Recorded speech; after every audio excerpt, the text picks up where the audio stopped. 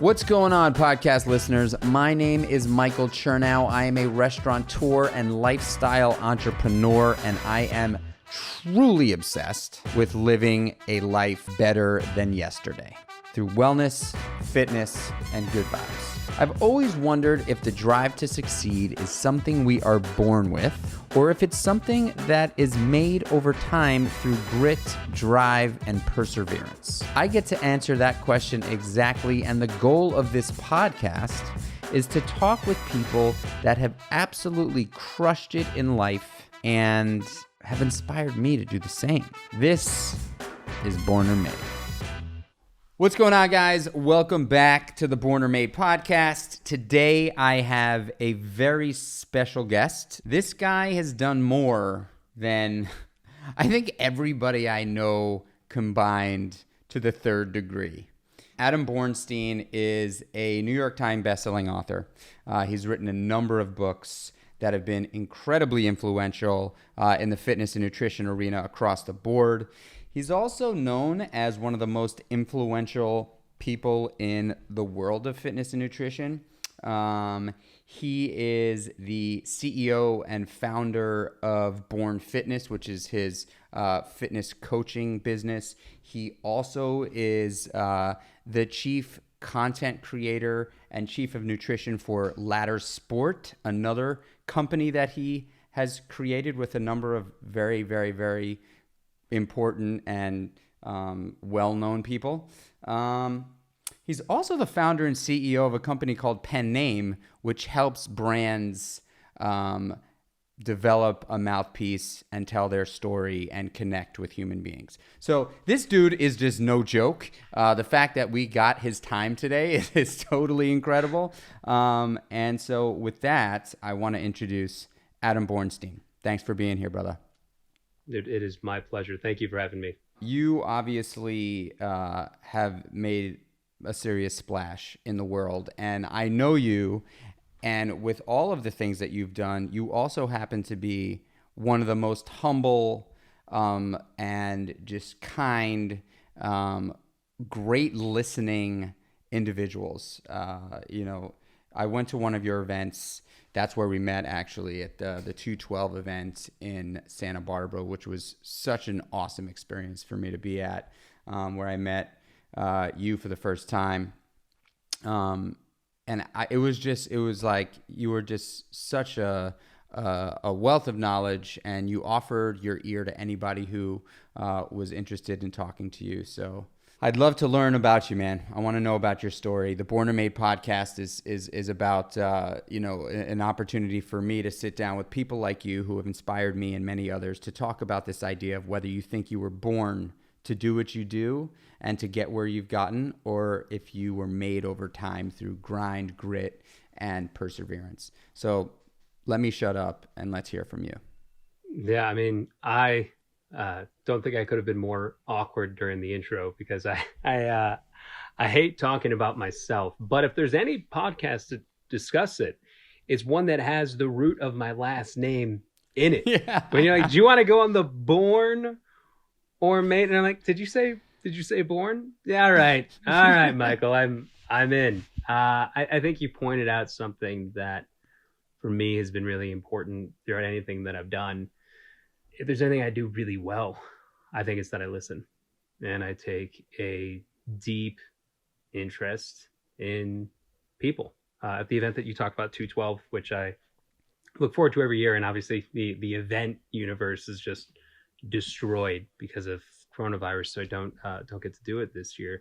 It's an opportunity for me to go and just sit and listen, and we created that event so that we could listen to entrepreneurs and truly hear them, and then try and connect them and solve problems, or give them clarity, or just give them a platform to be vulnerable and talk about the things that ruminate in their head. I know when you even went there was some big decisions that you were sitting on, and it was a space to discuss. I tell people, I think I say it every year at the event, if someone asks me just kind of my North Star, my moral compass, is that what I value most in life is people and experiences. And if you meet great people, you'll probably have great experiences. And if you have a great experience, you're probably going to meet great people. But the key to making all of that happen, the key to making all of that work, the key to making business work is the willingness, a true willingness to listen and care and take a deep interest. In all of my businesses, it's my job to really take a deep interest in who we're trying to serve. Not necessarily what I want to create, not necessarily what I think is best, and that will all be part of the process, but really be patient and insatiable in listening. People know me for asking a million different questions because I just want to know. I just want to understand. And if I do, I can help.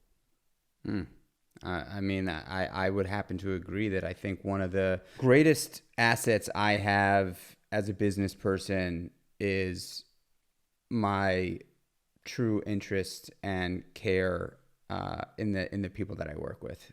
You know, like genuinely care about the people and genuinely like have an interest in listening to them outside of work-related issues. I think people, when they can relate to the people that they work with, specifically someone in a leadership position, when they feel relatable to that person, I believe that there is nothing but magic.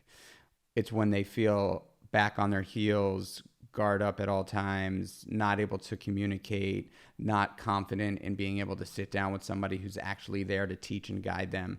That's when I think things get really hairy, and I think we're all sort of experiencing that right now as a country, right? We're having a hard time with leadership, and I think it's become evident that, you know, leading through kindness is something that we all should really take into consideration, as opposed to thinking that fear is going to motivate people. Right. And that's tough, right? That's so tough because there's a competitive nature, right, to succeeding in business. And that's a juxtaposition that a lot of people struggle to wrap their head around, of how do I be so competitive where I try and elevate people and push them to be great, but at the same time lead with love and kindness. And the way that I've differentiated the two is that it's important for me to be very, very clear with people on two things. One, where the expectation is. I want people to bleed for the businesses that, you know, that I create, because that's what it takes for them to succeed. None of this stuff happens by accident, right? There's no entrepreneur that's just stumbled upon it. Maybe there's been some luck and some timing, but you know as well as anyone, especially I think every business has got there, but like, man, restaurant business, are you kidding me? Like, I can't even wrap my head around doing what you've done, sincerely.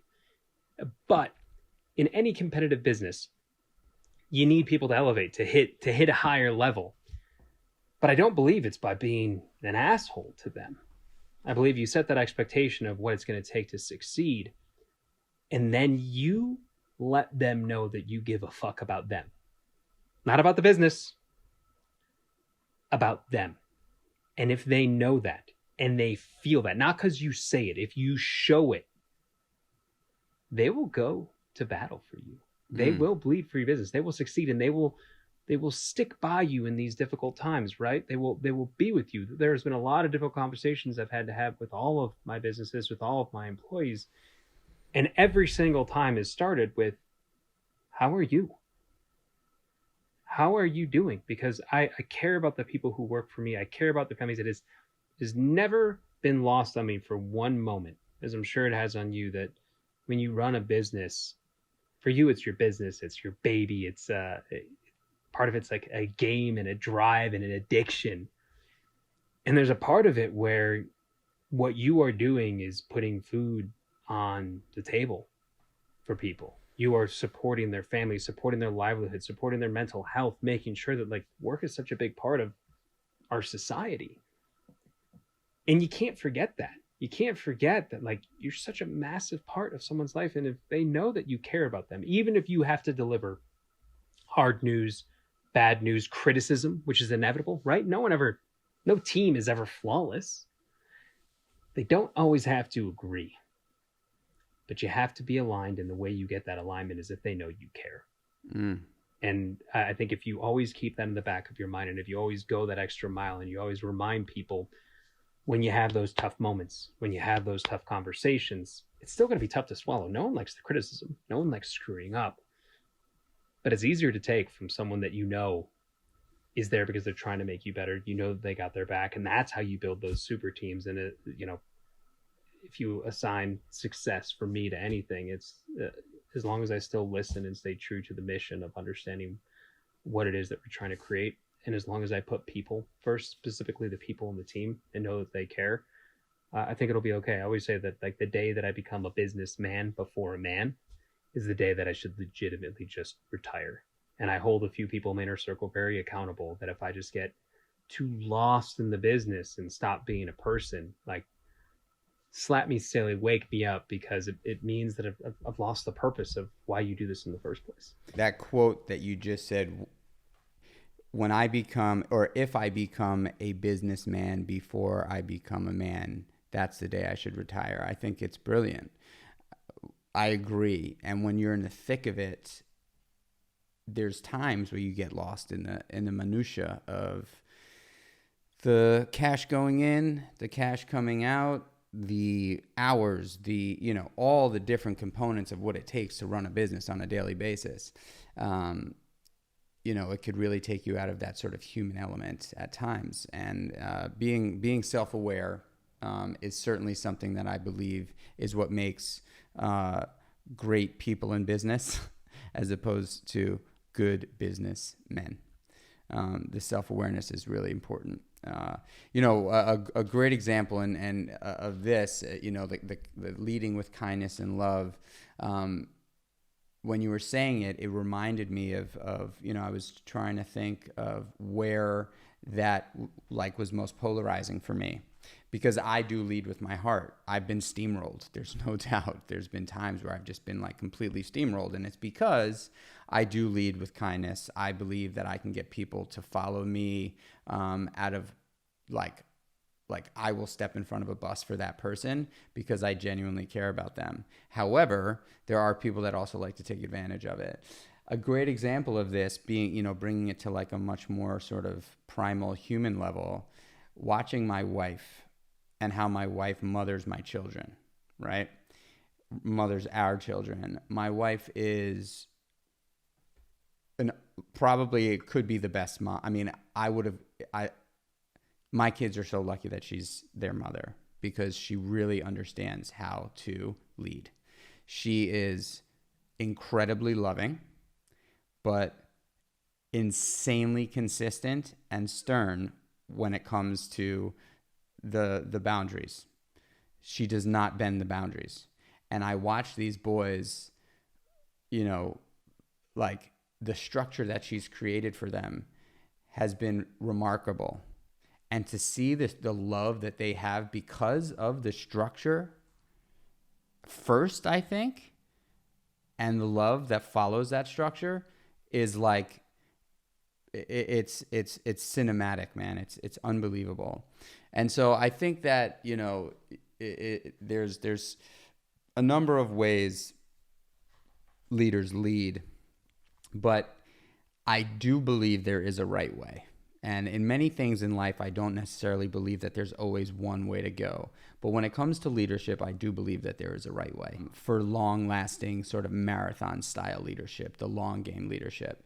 Because you could scare people into doing shit on the fly, but I think that long-term raving fans of a brand, raving fans of a company, it comes through kindness and authenticity and genuine interest in the people that work with you as opposed to the people that are purchasing your product necessarily. So that's a great way to kick this off. I'd love to learn about you and what your life was like, where you started, how you got to where you are today. That is a circuitous journey. If you were to draw a map, it is not pretty. Well, let's go back as early as you can remember, man. I can go back as far as you want. I'll give you a data point, which becomes important further down the road. But in high school, I had a series of pretty serious injuries. I broke my back twice. So I broke my back my freshman year of high school, and then again my junior year of high school. The first time, high school basketball game, pulled up for or jump shot someone took out my legs from underneath me, up in the air, and just gym floors are hard. Gym floors, they got no give. So this led to a very limited high school experience, but also a very bleak outcome that was projected for me by doctors. You suffer 2 stress fractures, a couple of rolling discs, and then you go ahead and replay it again 2 years later.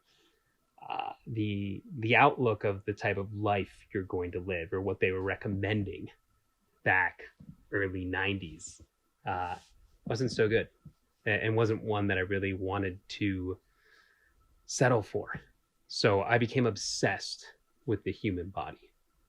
But this would never, or would not, play into my life for many, many years later. I graduated with a degree in psychology and went, by some happenstance, immediately got a job at the University of Colorado, running a research lab, teaching kids who were like 4 years younger than me in like gen psych classes. And I was fascinated by research, just obsessed with it. And it was in psychology and then exercise physiology. I straddled 2 different lanes. So the psychology aspect was about habit change, and then also in social psychology, how we interact with people, and really understanding stereotyping and prejudice, which has really come forefront right now. I'd almost forgotten so much of the research I did. Quick question for you. In the world of psychology, what percentage of practices, like common practices in psychology, are based on theoretic research or scientific research?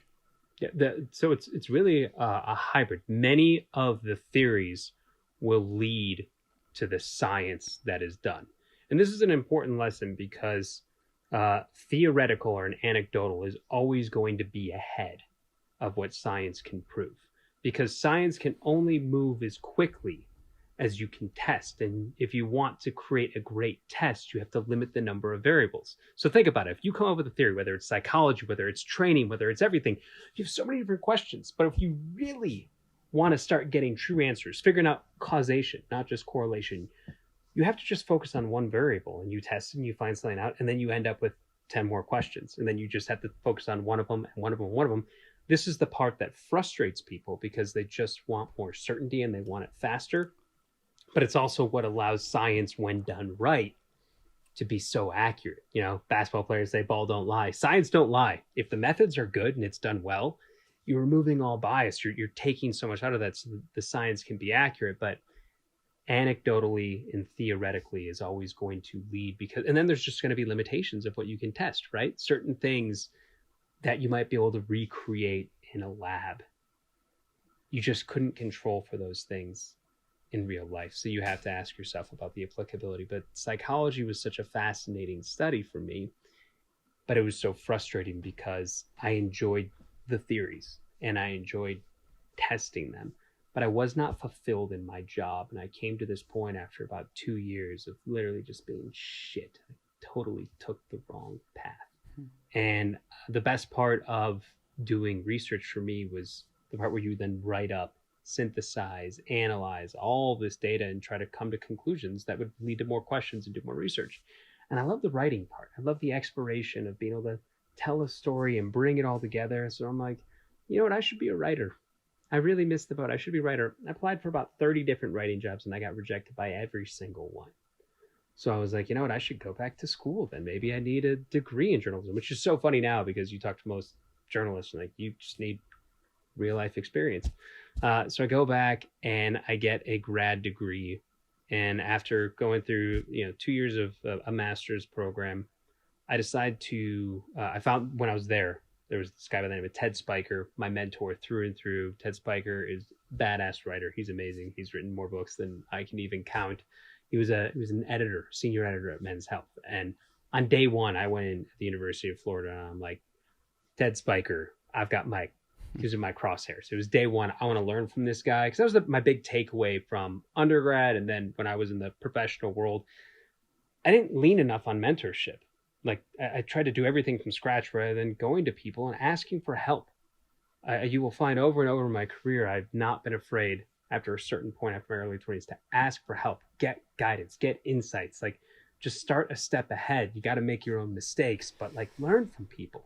Let me stop you there for a sec. So I agree. I think mentorship is such an instrumental part of my journey as well. One thing that I think is sort of, there's a misconception about mentorship where people potentially think that there's like a really formal way to ask someone to mentor you. You know, people have literally people have asked me point blank, would you mentor me? Yeah. I would like to just share my experience, and then I'd like to ask yours.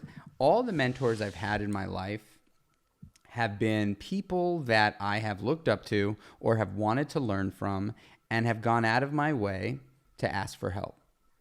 I haven't said anything formal. It's not like you ask them out on a date.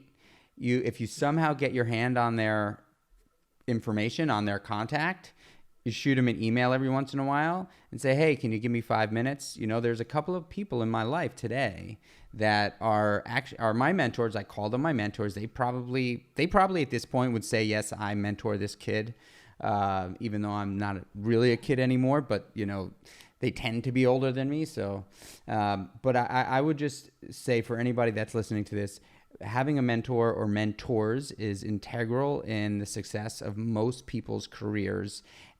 It does not come in the way of a formal, will you mentor me? It comes in the way of just consistently asking for help. I mean, would you agree with that? 100% agree. It's funny when you say that. Probably Spiker to this day wouldn't think, yeah, he never asked me to mentor him. I literally, the first time I met him, I sat down. I'm just like, Ted Spiker, Adam Bornstein, I got a question. How'd you get a job at Men's Health? I never went and it was like, will you mentor me? There wasn't like a Star Wars, like be my Obi-Wan. No, it was just like, I got questions. Are you kind enough to give me time? So, and I would always be super cognizant to never try and take time. If they wanted to give more, beautiful.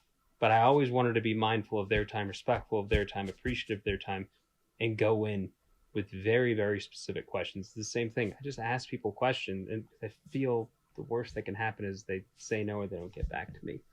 As long as I have true intent. The key with any type of mentorship type relationship, which is really just a willingness to admit you don't know things, a willingness to ask questions, a willingness to be curious and hungry and realize you don't have to have it all figured out on your own.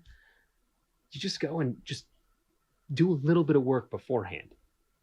Don't go in with such like an open-ended question that shows that like, have you put any time or thought into asking me? And everything with Spiker, I wanted to have clear intent, and you'll learn a lot more. And just going through the process of trying to figure out what you really want to know leaves you much better off. And that's what happened. I mean, Spiker opened my eyes to so many things, one of which by then I'm mid-20s or so. I realized, like, why was I not writing sooner? And why wasn't I writing about health and fitness? Why wasn't I focusing on something that I was obsessed with, that I had got a personal training certification? I got a nutrition certification when I was in my late teens, early 20s, just because I was fascinated by it. But to me, it was a hobby. I never thought I would be a trainer. I never thought I could write about training.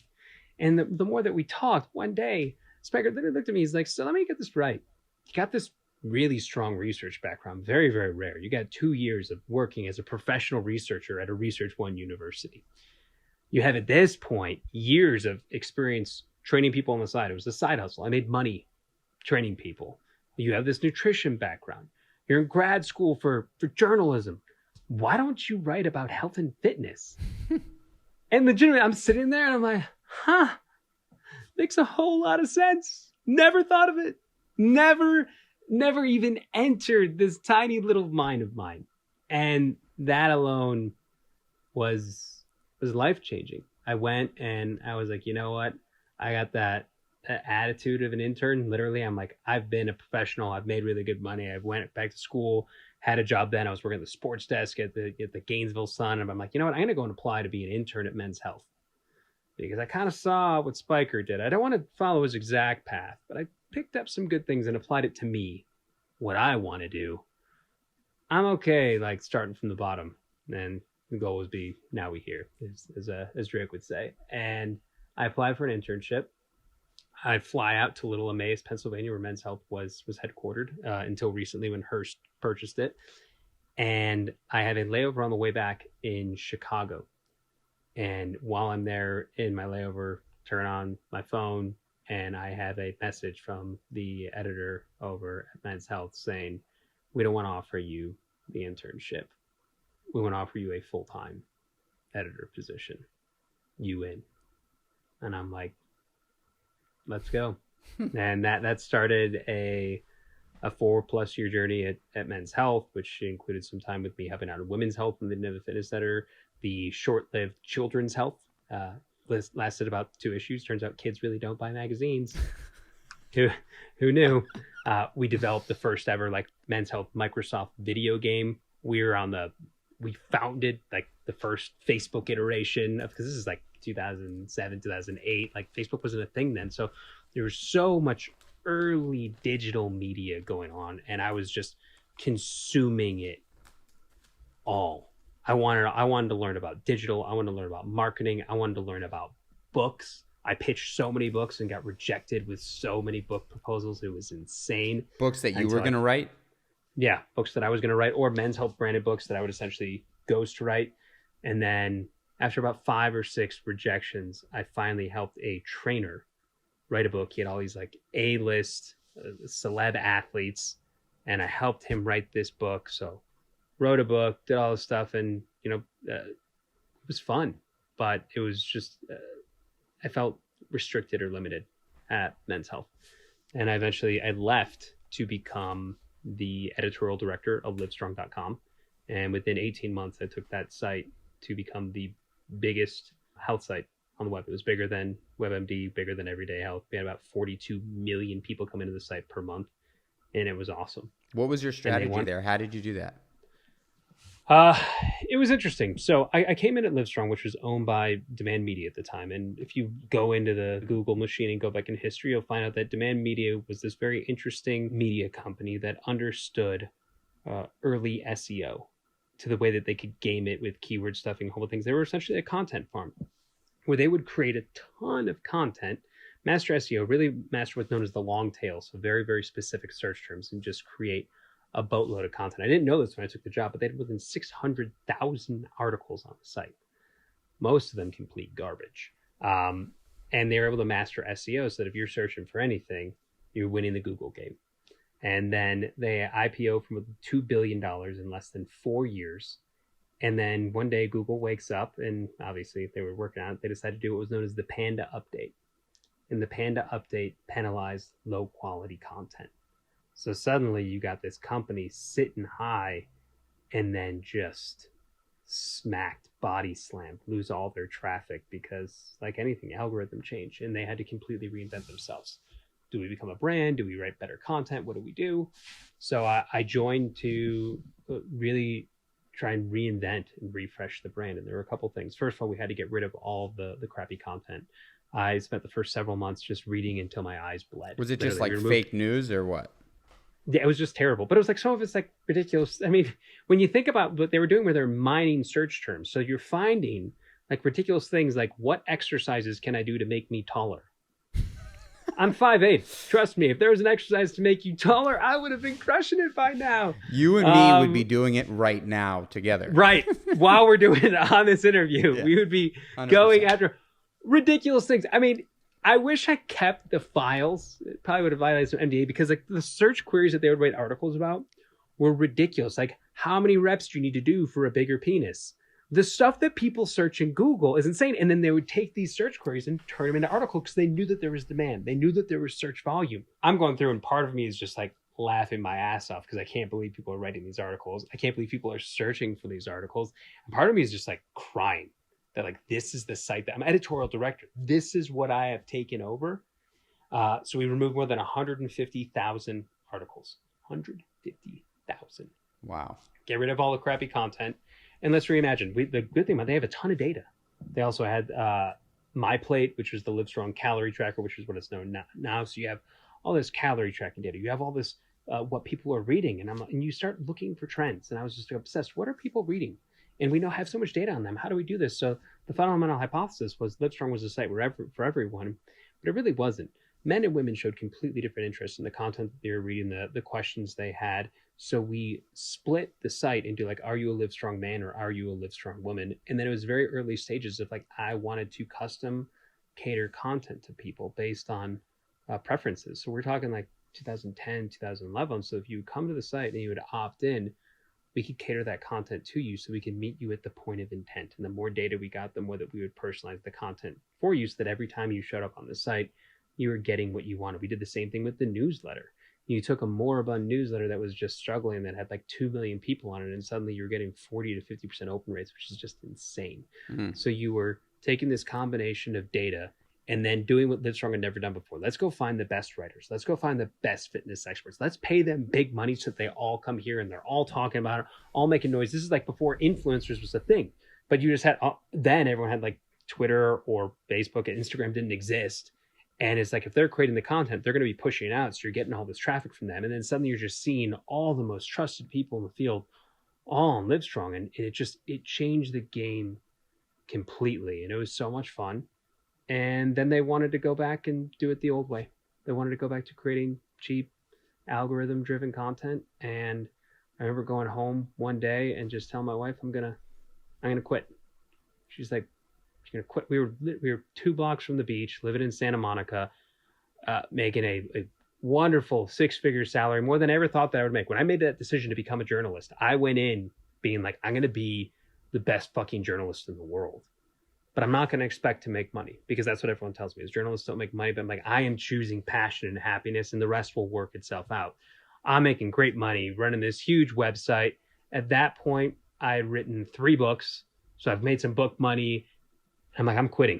I don't want to be a part of this. But there's a social responsibility to put good information out. I don't want to put shit information out. I'm going to leave. She's like, what are you going to do? And I'm like, I honestly don't know. But I want to start something. I want to build something. And that is when I literally the next day I went and I quit, which was really hard. There was a team that I put together. We had a huge team. I made the mistake of doing one-on-ones with everyone because I felt that I owed it to them. And I just ended up crying in every single meeting. It was just do a group, maybe some one-on-ones. Everyone was too much. And then by that, like, everyone knows what's going on. And I'm just like an emotional mess. I'm an emotional guy. And maybe it was the right thing, but I just remember feeling like I needed to sleep for a week. So I want to stop you there, because I think that this is a really important sort of pivotal moment in most entrepreneurs' lives, right? And I don't know if this is well, let me get to the question. Did you have a sense of fear when you had made up your mind? And it sounded like it happened relatively quickly to make up your mind to take the step out. Can you recall fear anywhere in your periphery, or were you just so certain that you were going to go out and make something and do something that the fear part didn't really impact your decision-making process? The things that I am fearful of are different than what I think many people are fearful of. I figure that, like, I'll go like live in a 1-bedroom, like, I don't know, den and make by. A lot of people are like stressed by money, by uncertainty, by not being able to make it. I knew what I was good at. I didn't know if I could succeed on my own. What are you good at? I knew that I was willing to try. I'm good at listening. I'm good at creating content, stories.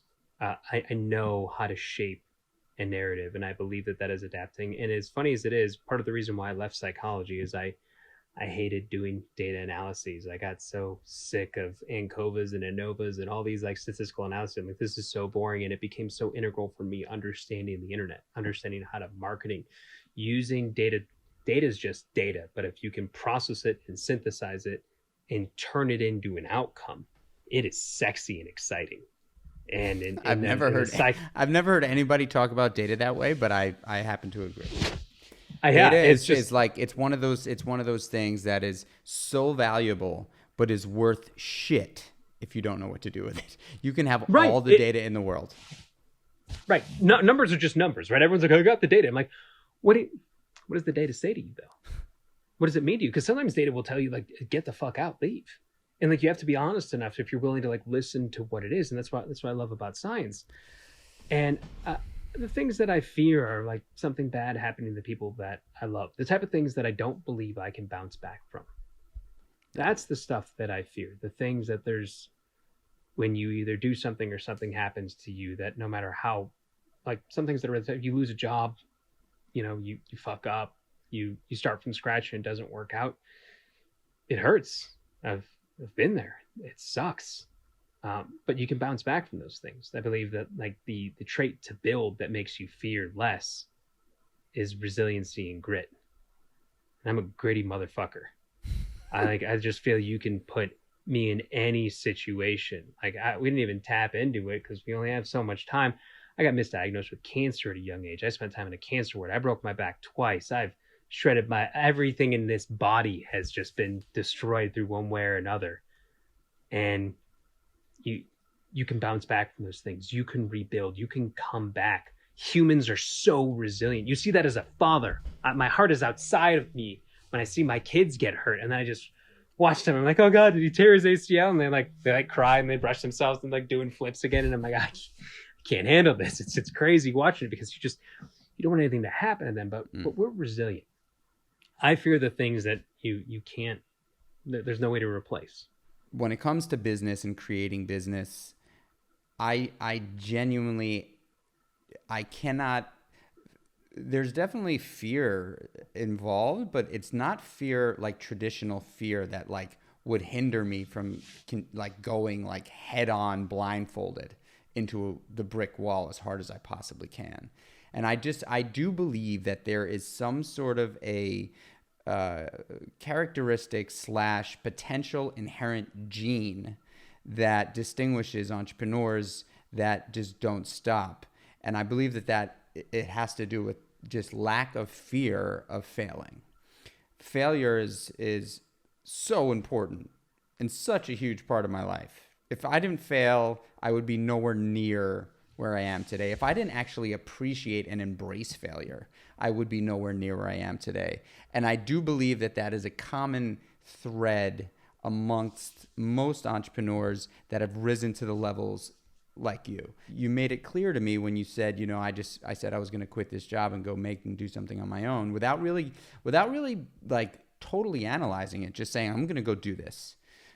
So that's why I asked that question, because I do believe that there is a ability to conduct and manage oneself in the eyes of fear as an entrepreneur better than those who are potentially not set for entrepreneurialism. I don't know if it's an inherited trait or a learned trait, but I agree with you 100%, because most of the people who talk about entrepreneurship, it is that fear that holds them. I've never been afraid of failing. I assume actually it's going to happen.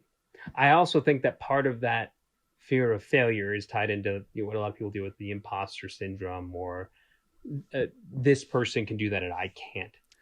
When you look at the most successful people, I can acknowledge certain traits that maybe other people have that I don't, whether it's intelligence or ability to see something. But in general, I don't think when you look across the line at people who are successful, I don't look at it as like they can do it and I can't.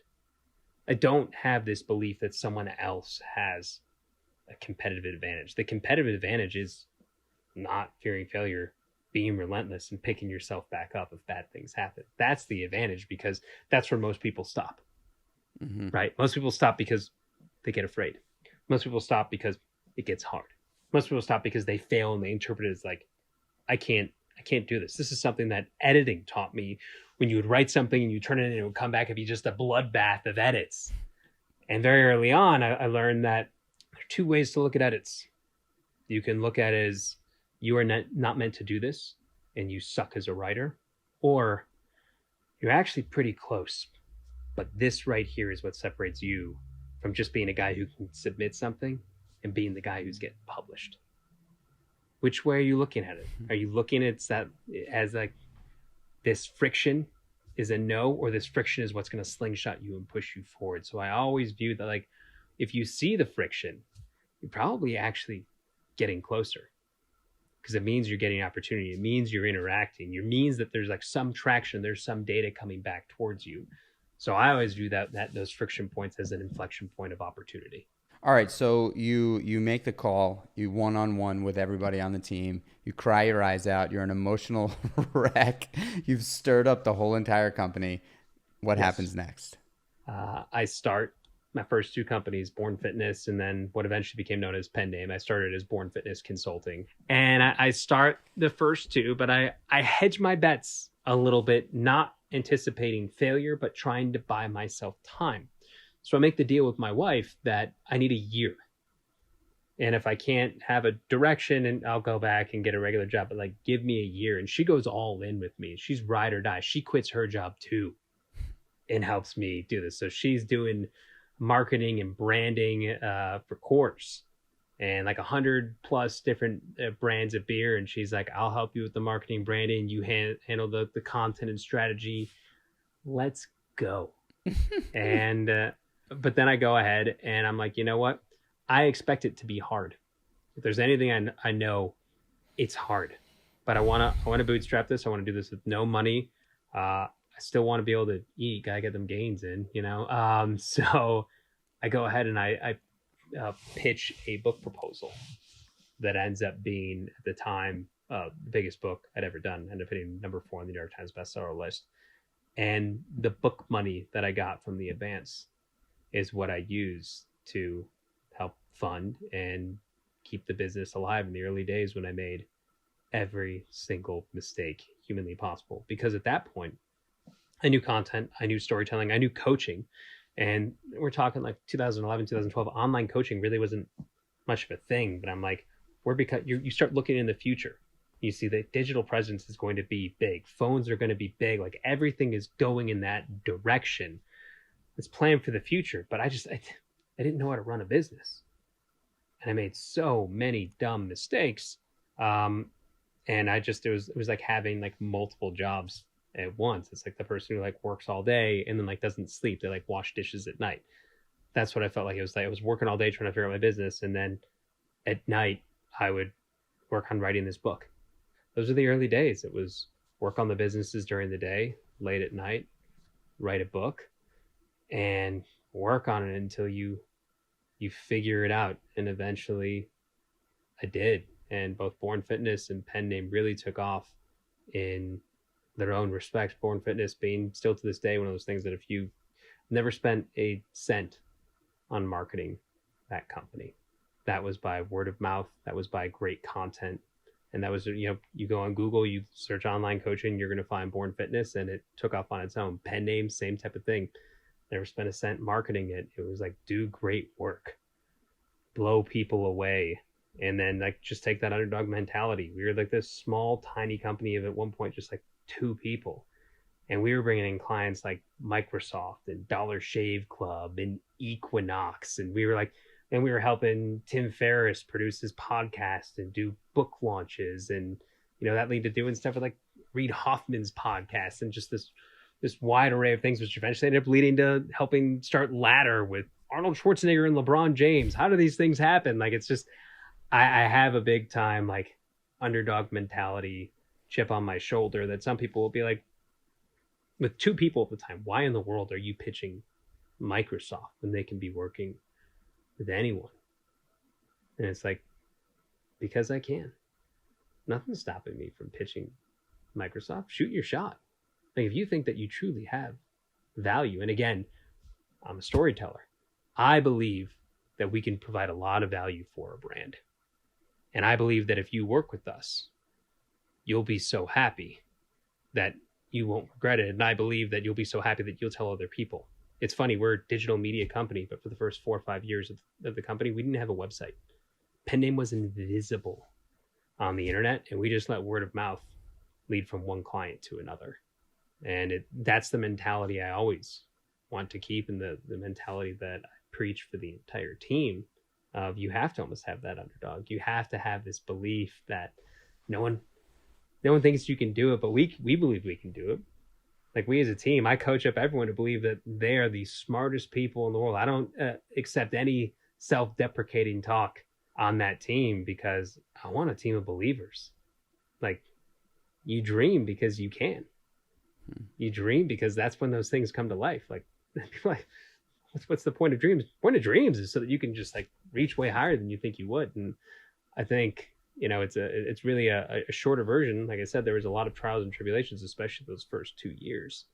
But if you can find a way to survive and you can find a way to dream, I think good things happen. I think so much success is as much about survival as it is about intelligence or smarts.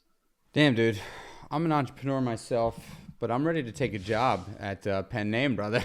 Let's go. Let's go. It sounds like sounds like one of the best places on earth. I've worked with a lot of people over the years, and you know, I too have created a number of different businesses, and I feel this unbelievable identification with you and the way you think and the way you like to lead your people. You know, the people first game. Whoever's not thinking about their people first is truly hidden under a rock and cannot and just simply will not get to the finish line, specifically in today's times. Whether you are a leader or you are in a team or on a team or leading a department, if you're not putting the people that are sitting to your left and to your right first, before the consumer, the customer, the client, the guest, whatever it is, you have no shot. You have zero chance. It's not going to work. It might work in the very, very, very close term, near term, just because people are scared or running.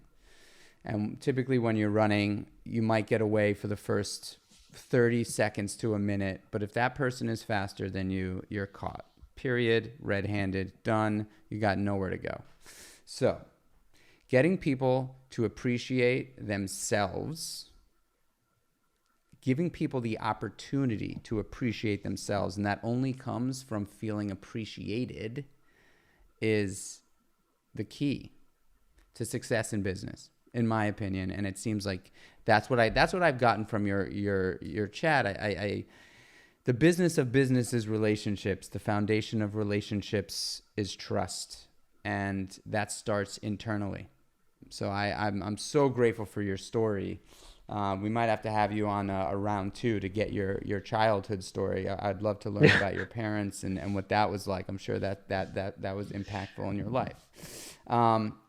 However, I want to ask you a couple of sort of technical questions because I think they're important. I love it. All right. So I think something that is becoming a bit more clear now, but has been under a hot spotlight for at least 10 years, carbohydrates. Can we talk about carbohydrates for a minute, how important they are and what they are, so people could stop being afraid of them? So my caveat here is that if you choose to accept a low-carb lifestyle, you can be healthy. A lot of different things work in nutrition, but there is no need to avoid carbs, whether your goal is fat loss, whether your goal is muscle gain, whether your goal is general health.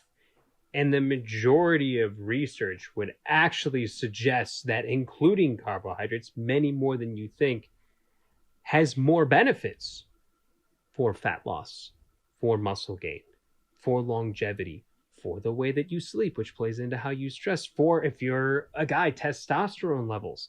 One of the easiest ways that people see a decrease in testosterone is they just go carb starve and throw off all the hormones in the body that influence testosterone or cause cortisol to increase. And you're creating a mess of problems. Listen, keto type diets can work, but the best diets are the ones that are sustainable. And the majority of people will tell you that following a truly ketogenic diet, which is 80% fat, you guys, ketogenic diet isn't just like you're eating, steak every day. It is low in protein. It is low in carbohydrates. It is high in like straight fat and cream and oils and stuff that just really make your stomach, for most people, not so happy.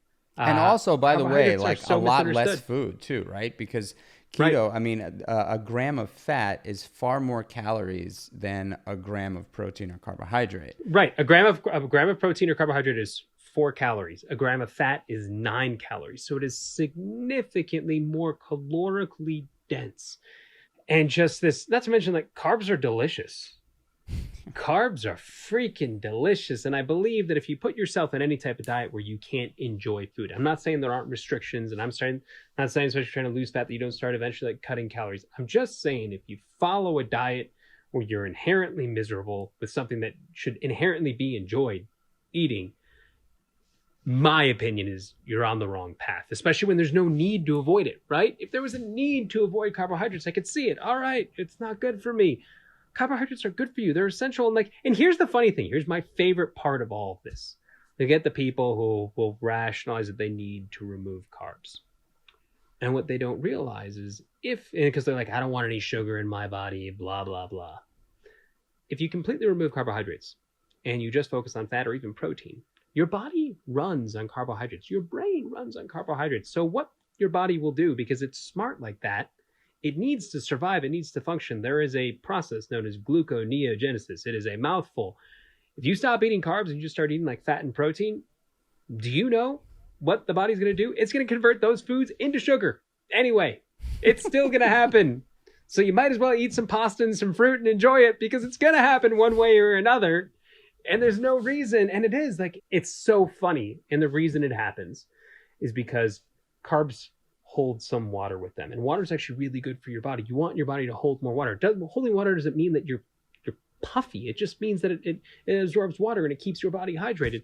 So if you remove all the carbohydrates, you're going to lose some weight, not because you suddenly magically lost real weight. It's because you lost water weight. And people deceive themselves because they remove the carbs. And the moment they eat the carbs back, they do feel bloated, or they see the scale change. They're like, see, the carbs made me fat. And I'm like, no, you took all the carbs out. Your body's actually dehydrated. Your body's just regulating. And that water weight change is going to normalize. Some of the leanest people in the world, the fittest people in the world that I know that do this for a long period of time, they eat carbs. They eat many more of it. And again, if you hate carbohydrates, good for you. And I give you a lot of credit. But there's no need to remove them. They're so good for you, and they play such a vital role. Dude, you're incredible. I mean, I'm so fired up and inspired after this conversation. Two last things before we go. If you can leave the listeners with something to take with them, to think about, to potentially implement into their lives, piece of advice, something that was either given to you or something that you've given to others, what would it be? Connect with people. Connect with people. I think it's one of those things that I hope during these times, which has been really difficult, it's a reminder of when you get the opportunity to slow down, of all the things that you could take advantage of. It's been mind-blowing to me how many people that for no good reason I just didn't talk to or interact with because I like used busy as an excuse or something like that. And it's what we talk about. Like, I live it every single day in the people that I work with, but it was so easy to forget how much I still need to connect often with friends and family. And, me and Michael were talking before this about how great it's been being home and being able to spend more time with my kids. People still make this world and this life so incredibly powerful and valuable and special. And think about it. When you're having the best moments ever, you want to celebrate with people. When you're having the worst moments ever, you want to remind yourself that you're not alone, and that people care about you and love you and can bring you up or help you focus on things. And whenever I lose my course, what brings me back isn't anything other than just reminding me that, like, there are a lot of people in this world who I like and love or connect with. And if I connect with them, they will elevate me, or I will elevate them, or we will elevate each other. And there's so much hidden, incredible meaning in that. So if you ever lose your way, whether it's in business, ask someone for advice, whether it's in life, call them up and just have a laugh. Whether it's when you're having a rough day, whatever it might be. I think I believe in people. I believe in relationships, and I believe in the power of one another to just remind us what a beautiful gift this is. And that's really cheesy and cliche, but you know what? It's the truth. Adam Bornstein, do you believe you were born with an inherent ability to get to where you're at today, or do you believe you were made over time? I believe I was made over time. I believe that if the younger version of me saw who I was today, he would not recognize him. And I think I was born into certain circumstances that allowed that path to be paved.